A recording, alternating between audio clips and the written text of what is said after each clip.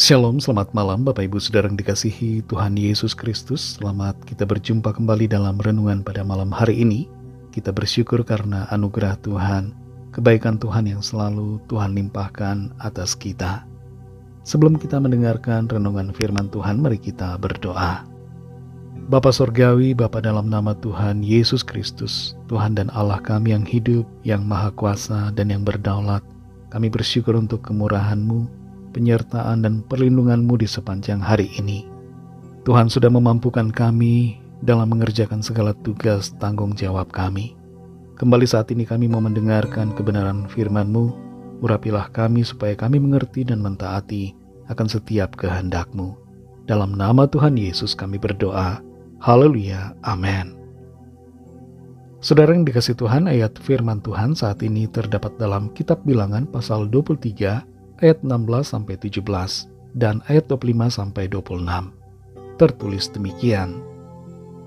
Lalu Tuhan menemui Bileam dan menaruh perkataan ke dalam mulutnya dan berfirman, "Kembalilah kepada Balak dan katakanlah demikian." Ketika ia sampai kepadanya, Balak masih berdiri di samping korban bakarannya bersama-sama dengan pemuka-pemuka Moab. Berkatalah Balak kepadanya, "Apakah yang difirmankan Tuhan?" Lalu berkatalah Balak kepada Bileam, "Jika sekali-kali tidak mau engkau menyerapah mereka, janganlah sekali-kali memberkatinya." Tetapi Bileam menjawab Balak, "Bukankah telah kukatakan kepadamu, segala yang akan difirmankan Tuhan, itulah yang akan kulakukan." Saudara yang dikasihi Tuhan, Tuhan tidak bisa dipaksa.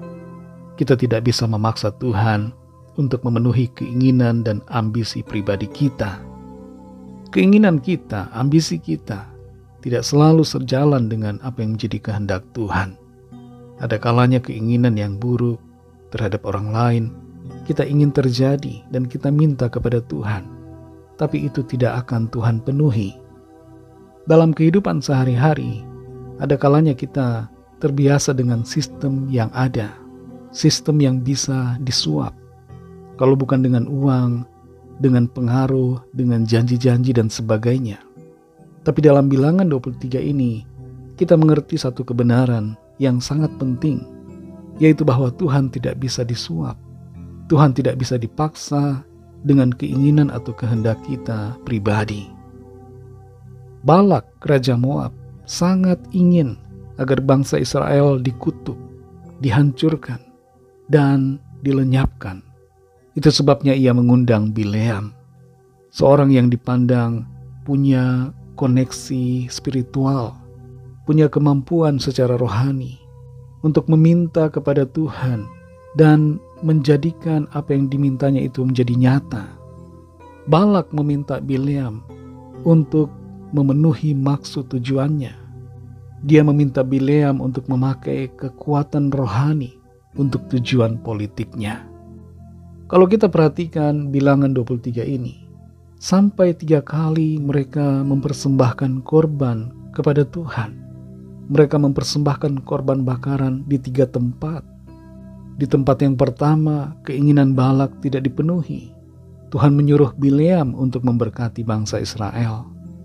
Mereka kemudian pindah, mempersembahkan korban di tempat lain, dengan harapan Tuhan berubah dan mengikuti keinginan Balak. Tapi Tuhan tetap berfirman yang sama, berkatnya bagi bangsa Israel. Lalu mereka pindah lagi ke tempat yang lain, ke tempat ketiga. Tapi firman Tuhan tetap sama yang disampaikan kepada Bileam, yaitu berkat atas bangsa Israel, bukan kutuk seperti yang diinginkan Balak. Balak menjadi marah dan kesal terhadap Bileam. Tapi Bileam berkata bahwa segala yang difirmankan Tuhan, itulah yang akan kukatakan. Bileam di satu sisi ingin berusaha untuk memenuhi keinginan Balak dengan menyuap Tuhan. Tapi di sisi yang lain, Bileam juga merasa takut untuk melawan Tuhan. Sampai akhirnya Bileam tidak lagi meminta pertanda dari Tuhan, dan tetap pada satu kehendak Tuhan, yaitu memberkati bangsa Israel. Saudara yang dikasihi Tuhan, firman Tuhan mengajar kita di sini untuk tidak merendahkan kekudusan Tuhan dengan mencoba memanipulasinya demi keinginan pribadi kita. Kita bisa saja memberikan persembahan yang besar, berdoa sedemikian rupa, berdoa panjang, bahkan berpuasa, atau melakukan sesuatu yang luar biasa effortnya untuk mendapat jawaban sesuai kehendak kita. Tapi Tuhan sekali lagi tidak bisa dipaksa. Ia tidak bisa dipengaruhi dan tidak bisa ditekan oleh ambisi dan keinginan-keinginan pribadi kita yang tidak sesuai dengan kehendaknya. Pertanyaan buat kita, saudara, adakah kita saat ini sedang berharap agar Tuhan mengikuti kemauan kita? Ataukah kita bersedia untuk tunduk pada kehendak-Nya, meskipun itu tidak sesuai keinginan kita? Mari belajar dari apa yang tertulis dalam Bilangan 23 ini. Belajarlah untuk tunduk dan taat pada kehendak firman Tuhan. Jangan memaksakan keinginan kita, tapi tunduklah dan taat kepada apa yang menjadi firman-Nya atas kita. Mari kita berdoa. Terima kasih Tuhan Yesus, kami bersyukur untuk firman-Mu yang memberikan kami pengertian, yang membuat kami semakin mengenal akan Engkau.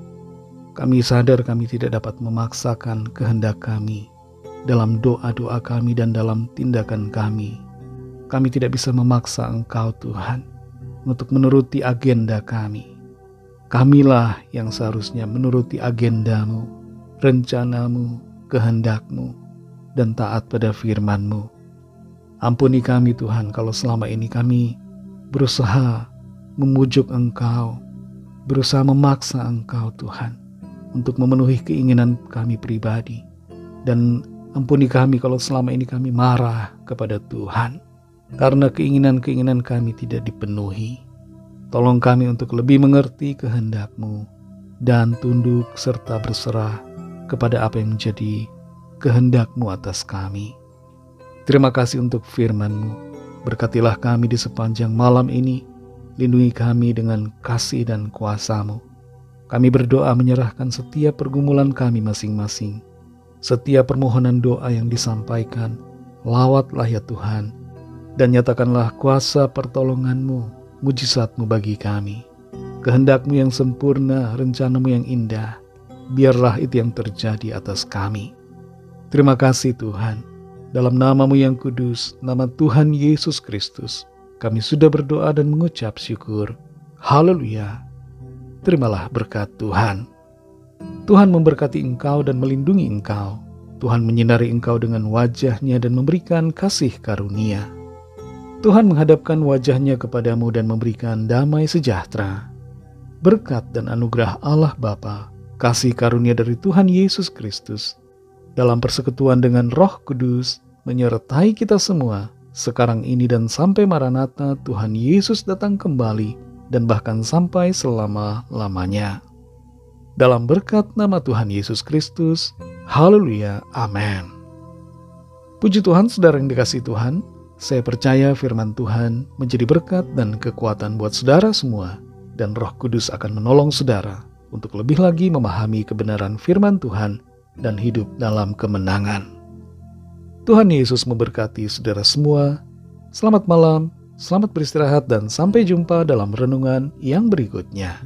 Haleluya.